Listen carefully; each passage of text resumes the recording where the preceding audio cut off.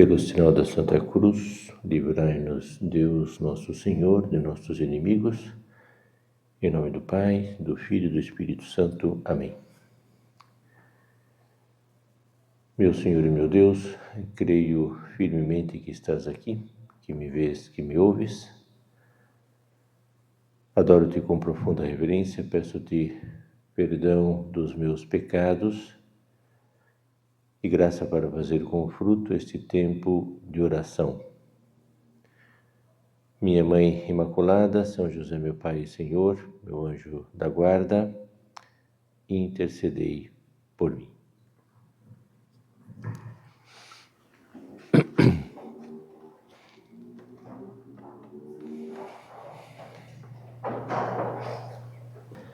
O tema do nosso recolhimento de hoje é sobre uma solenidade que vamos ter em breve, mas para o final do mês, particularmente no dia 27, que é a festa do Sagrado Coração de Jesus. E dentre as festas todas, que tivemos logo após a Páscoa, nós tivemos a Ascensão do Senhor, depois tivemos a vinda do Espírito Santo. Nessa semana tivemos a Santíssima Trindade no dia de ontem, Nessa semana, na quinta-feira, vamos ter o Corpus Christi. E depois de 8 dias, depois da oitava de Corpus Christi, nós vamos ter a festa do Sagrado Coração. Então nós vamos pensar um pouco o que significa, o Sagrado Coração de Jesus, o que significa para nós, qual é o exemplo que Cristo nos dá, que exemplo que Cristo nos oferece, para que nós também possamos nos examinar se temos o mesmo coração de Cristo, se temos os mesmos sentimentos, os mesmos afetos, temos também tudo que envolve a misericórdia de Deus está dentro do coração de Jesus. Então, se nós nos perguntássemos assim, bom, então o que significa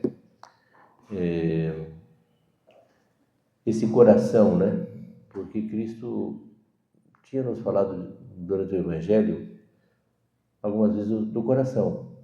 Ele dizia assim, por exemplo, onde está o teu tesouro, aí estará o teu coração. Depois ele dizia, aprendei de mim, que eu sou manso e humilde de coração. E também dizia, diante de uma pergunta que fizeram os fariseus, qual é o maior mandamento, Amar a Deus, dizia Nosso Senhor, com todo o teu coração, com toda a tua alma, com todas as tuas forças. Então, muitas vezes, Jesus realmente utilizou esse termo para pedir algo, para solicitar algo a cada um de nós, E no final da sua vida, quando já expira, sabemos que um soldado, então, com uma lança, fere o coração de Jesus, onde emana água e sangue, Então, o coração de Cristo sempre foi muito trabalhado na Igreja Católica, Alguns têm esse costume de, na primeira sexta-feira, se confessarem, receberem a Eucaristia na primeira sexta-feira, porque nessa primeira sexta-feira se lembra do Sagrado Coração de Jesus, E particularmente a grande festa agora no próximo final do mês, Então nós nos perguntamos agora o que significa o coração,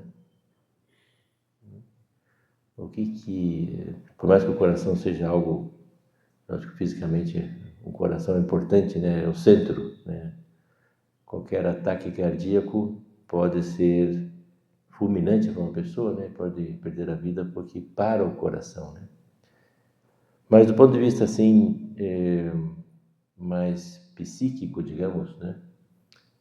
O coração, ele envolve tudo aquilo que tem como aspecto principal o que nós chamamos de consciência afetiva. Os afetos que nós temos, né? Tudo que envolve o amor, né? Sai do coração. Tudo que envolve o carinho sai do coração. Tudo que envolve até mesmo o apegamento, né? Às vezes estamos apegados a alguma coisa material, né? Gostamos demasiadamente de uma coisa, né? Mesmo, por exemplo, o teu time de futebol, né?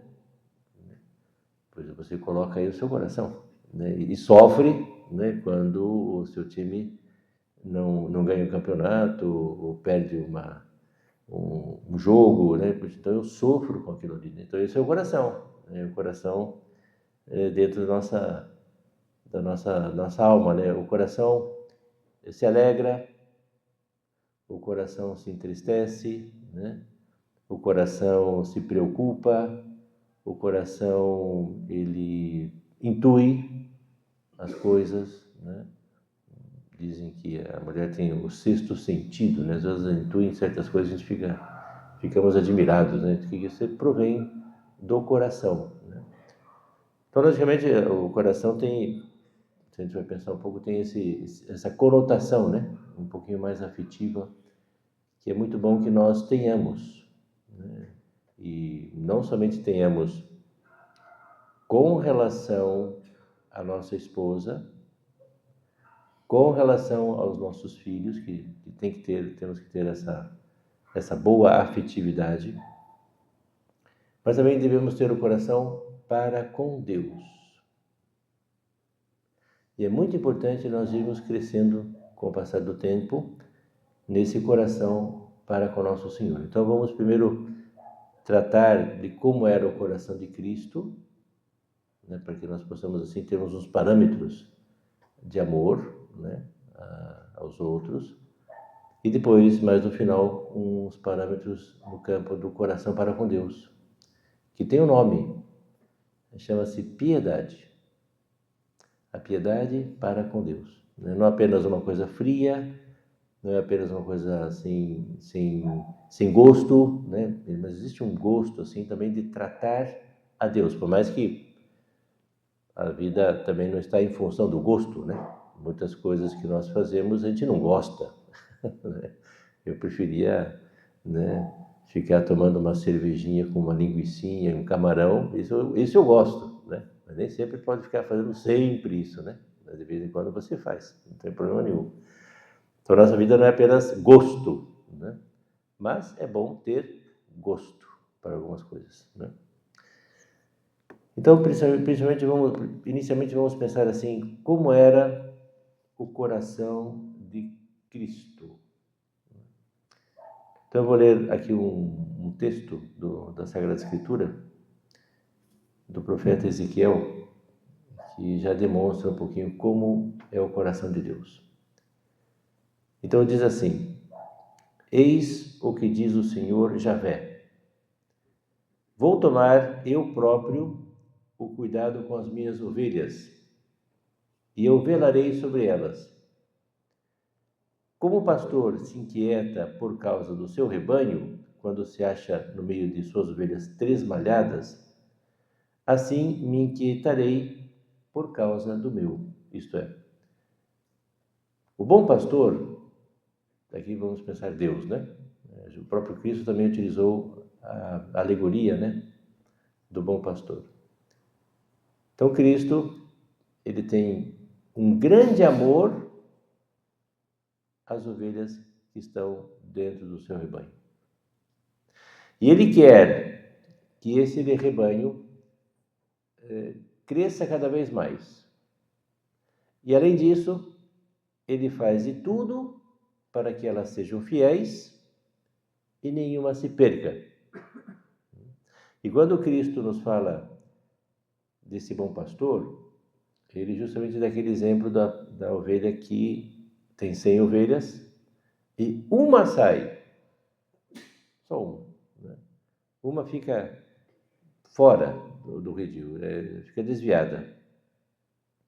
Então, o bom pastor, irrequieto, vai atrás da ovelha e a busca, e a encontra, e a traz de volta nos seus ombros, né? E, além do mais, diz Jesus que o bom pastor sabe o nome de cada uma das ovelhas, né? Então, de certa maneira, a gente podia pensar assim, né? Que Deus, Cristo, né? Ele cuida de cada um de nós com muito carinho, com todo o coração. E como é que nós sabemos, assim, com certeza, que Jesus me ama, que Jesus me quer? Porque ele morreu na cruz, né? Não há maior amor, né? Lembram? Do que aquele que dá a vida pelos seus amigos.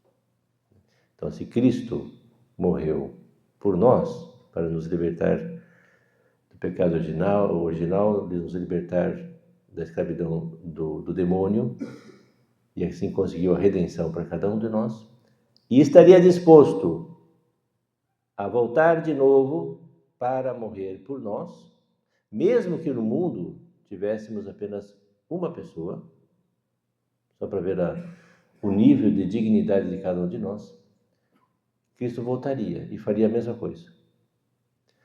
Então, essa maneira de nós vermos a Jesus, de uma forma assim prática, né? Cristo morre por nós. Então, ele, quando nos olha, ele nos olha assim com imenso amor. Ele nos olha com o seu coração, né? Então, é muito bom que nós percebamos na nossa vida espiritual que Jesus Cristo tem este amor pelas suas ovelhas. Eu sou uma ovelha de Cristo. Cristo conhece o meu nome, né?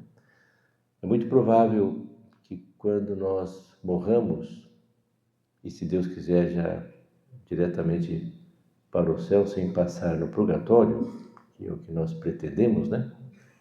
Sendo que nem sempre é fácil, né, você pular o purgatório, mas vamos supor que pulou o purgatório e já está diante de Nosso Senhor. Então, o coração dele vai dizer o seu nome. Então, quando nós dizemos o nome de alguém, há um entrelaçamento grande, né? Há um vínculo muito forte. Quer dizer, mostra aí o coração, mostra a preocupação, mostra a unidade com a pessoa, né? Então, Jesus Cristo, se eventualmente uma alma se perde, ele fica assim irrequieto até conseguir trazer de novo essa ovelha para o seu redil. E quantas vezes, né, que nós, mesmo estamos num bom redil de Nosso Senhor, né, todos nós aqui, mas quantas vezes, na verdade, que pelo pecado nós deixamos a Cristo triste. Muitas vezes, quando nós pecamos, o pecado leva você a ficar triste. De certa maneira, isso é verdade. Nós ficamos tristes por termos errado, por termos pecado. O que não pode acontecer é que nós fiquemos com raiva de nós mesmos por termos pecado. Por quê? Porque a pessoa que tem raiva de si mesma, porque caiu de novo, né, numa falta, então mostra aí um pouco da soberba ainda na alma, né? A pessoa ainda está sofrendo com isso, né? Porque tudo bem, está lutando pela santidade, mas ainda não está sendo uma alma humilde e até aceitar os erros pessoais, né? Mas mais do que nós ficarmos tristes pelas nossas quedas, temos que pensar assim, como Cristo ficou triste. Como Cristo sofreu, mais uma vez, com o pecado que eu realizo. Sempre aprendemos que o pecado venial é a coroação de espinho de Jesus. E o pecado mortal é a morte de Cristo na cruz. Então, muitas vezes, nós, sem dúvida nenhuma, temos coroado de espinhos Nosso Senhor. Então, isso dói. Então, veja, onde está o coração de Cristo? O coração de Cristo está justamente em sentir a dor do pecado que você realizou. Então, o pecado que nós realizamos, por mais que seja um pecado pessoal, meu, mas de certa maneira também eu fiz com que Cristo sofresse. Então, eu feri o coração de Jesus. E nós queremos fazer um esforço de não ferir o coração de Cristo, de não deixá-lo descontente, já que há tantas pessoas no mundo, que ferem o coração de Jesus de uma forma assim tão forte e crucificam de novo Jesus. Eu falo para mim mesmo, não, eu não quero fazer isso. Eu não quero que ele sofra. Então isso é uma demonstração de um grande amor que nós temos por Deus. Então isso mostra o quê? Que nós todos também temos coração. Então eu queria agora todo mundo se perguntasse, você tem coração? Talvez para alguns seja mais fácil responder, dependendo às vezes até do temperamento, do modo do jeito de ser, Às vezes a pessoa pode dizer, eu tenho coração, Mas será que nós temos um coração semelhante ao coração de Cristo? Será que eu tenho os mesmos sentimentos do coração de Nosso Senhor? Sentimentos de perda, Sentimentos de amor, sentimentos de preocupação, Sentimentos assim que envolvem a nossa alma, como um todo. Então, esse é o coração de Cristo, É muito bonito nós vermos como é esse coração de Jesus, Como é impressionante assim como Jesus Cristo agora, principalmente no Novo Testamento, a gente vê que Deus é muito mais misericordioso, Olha, Deus não pode mudar, Deus e sempre é o mesmo. Mas ele tratava as pessoas, acho que já falei isso mais de uma vez, ele tratava os seres humanos de uma forma diferente. Se nós pegamos o Antigo Testamento, Deus sempre teve coração. Deus sempre foi misericordioso. Mas no Antigo Testamento, se ele fosse muito mole, as pessoas não iam aprender. Então ele tinha que ser duro. Tinha que ser muito duro, tinha que ser... Porque senão as pessoas já eram muito duras na época, Antes da vinda de Jesus, o ser humano era muito, muito duro, Muito, assim, acirrado,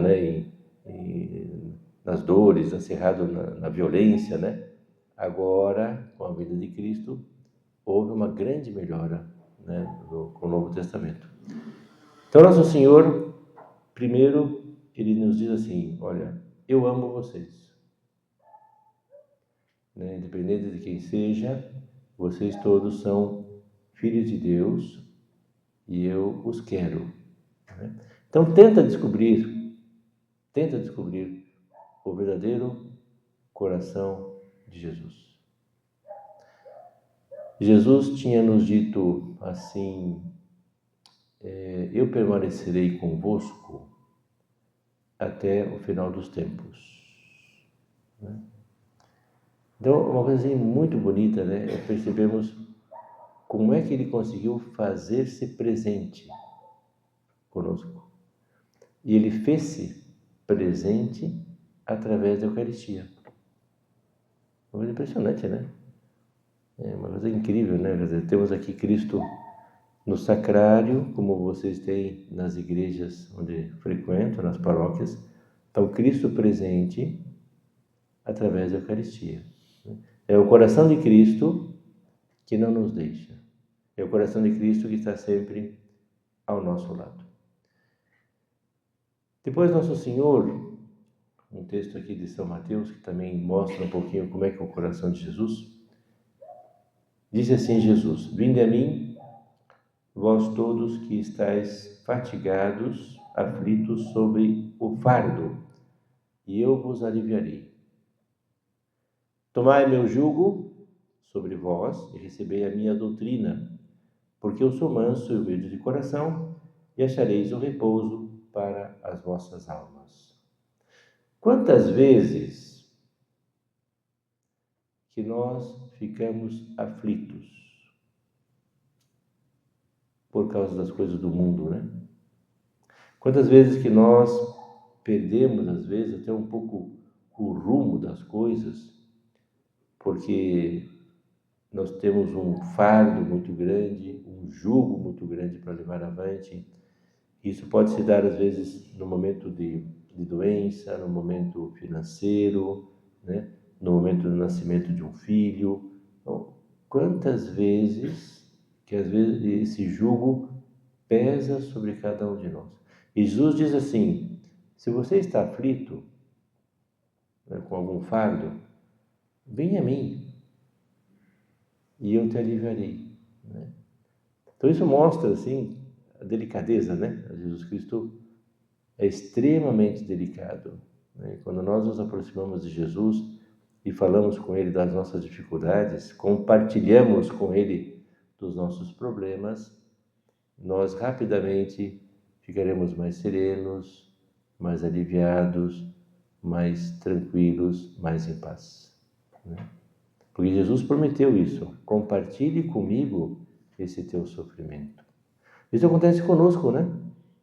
Às vezes temos que compartilhar com a esposa, né, num diálogo aberto das nossas necessidades, temos que compartilhar na direção espiritual, né? Quantas vezes que eu ouço, né? Ouço os problemas demais, o jugo que está no problema dos outros, e o fato de você compartilhar já alivia muito o seu coração, não é assim? Então esse é o coração de Jesus.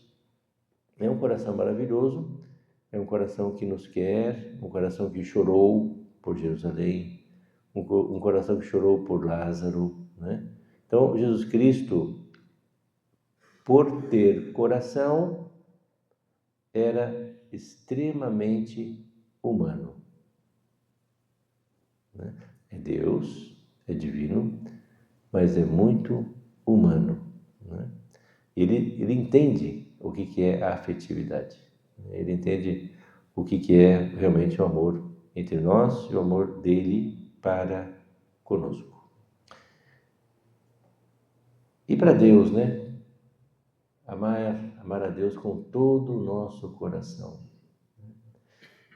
Então, o ideal da vida espiritual, quando nós vamos crescendo na vida interior, né? Esse é o nome técnico, né? Na medida que você vai crescendo na vida interior, você tem que chegar a um ponto de amar a Deus, de não fazer as coisas que Deus te pede apenas como uma obrigação, mas querer fazer porque faz bem para mim e faz bem para Deus, né, que me ama tanto, né? Amor com amor se paga. Esse é o lema para a nossa vida. Então, como é que nós podemos amar a Deus? Cumprindo o plano de vida espiritual que muita gente daqui está fazendo já. E ao terço, leitura espiritual, leitura do Novo Testamento, né? O Ângelus, meio-dia, oferecer o seu trabalho, né? Tudo isso, o exame da noite, orações, oração de manhã, oração da tarde, tudo isso se nós fizermos, né? A Santa Missa, por suposto, né? Se nós fizermos isso sempre com constância, nós chegaremos no momento de amar a Deus através do plano de vida, né? Daí o plano de vida já não vai ser uma coisa pesada, né? Tem muita gente que faz o plano de vida meio como se fosse meio um pouco na marra, mas isso não funciona, viu? Você tem que fazer o plano de vida assim, querendo aprender, querendo ver que aquilo ali é bom para você e aquilo ali é bom para Deus. Deus fica feliz contigo. Quando nós fazemos uma genuflexão bem feita diante do Santíssimo, diante do Sacrário, e dizemos uma ejaculatória, como nos ensinou São José Maria, expressamos o nosso coração. Quando eu inclino a cabeça diante de uma imagem de Nossa Senhora, ou se passamos aqui no altar, inclinamos a cabeça diante do altar com reverência, expressamos externamente o nosso amor a Deus. Quando nós rezamos o terço, né, bem rezado, fazendo um esforço de estarmos atentos, expressamos o nosso amor a Deus. Então, tudo isso que estamos falando agora, nada mais é do que a piedade que eu devo ter para com Deus. Então, a ideia de tudo aquilo que nós fazemos aqui na Terra para Deus é chegar nessa piedade. A piedade é um dos dons do Espírito Santo. Se você já está crismado, você já tem a piedade aí no seu coração. Pelo menos já tem uma semente no seu coração. E pode desenvolvê-la, né? Então, esses 7 dons que nós temos através do Espírito Santo é algo que tem que ser frutificado ao longo da nossa vida. E como nós nos comportamos na missa, né? Como ensinamos aos nossos filhos a se comportarem na missa, dentro das medidas possíveis, né? Tá certo? Quando é uma criança muito pequena, né, ele acaba fugindo de nós, né? Mas, então, como nós nos comportamos? Como que nós rezamos durante a missa, né? Interessante, as pessoas também percebem como eu celebro, o padre celebra, né? As pessoas dizem, né? Esse padre celebra recolhido, né? Esse padre celebra rezando, até pela pronúncia das palavras se percebe que está fazendo um esforço. Então, tudo isso é amor a Deus, né? É querer melhorar, é querer fazer tudo com muita piedade. Então, que nós tenhamos esse coração, né? Que não significa necessariamente gosto pessoal, que não significa sentimentalismo. Aqui não estou falando de nenhum momento de sermos sentimentais, né? Estamos aí chorando a todo momento, né? E nós não precisamos fazer nada disso, porque nós podemos demonstrar o amor a Deus de uma outra forma, né? Então vamos terminar pedindo a Nossa Senhora que nos ajude. Veja, após o Sagrado Coração de Jesus, que vai ser na sexta-feira 27, no 28 é o Imaculado Coração de Maria. Então, Nossa Senhora demonstrando também que todos nós, né, podemos também ter o mesmo coração, porque Nossa Senhora também, como mãe, tinha um coração maravilhoso. Então, vamos pedir à Virgem que nos ajude a aprendermos do seu Filho, a nos identificarmos, né, com esse coração, identificarmos com todos os sentimentos de nosso Senhor Jesus Cristo.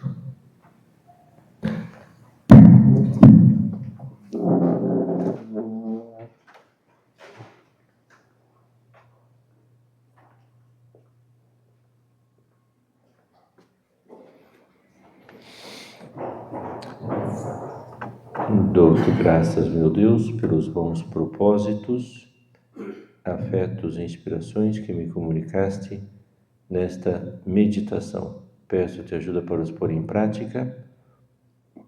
Minha Mãe Imaculada, São José, meu Pai e Senhor, meu anjo da guarda, intercedei por mim.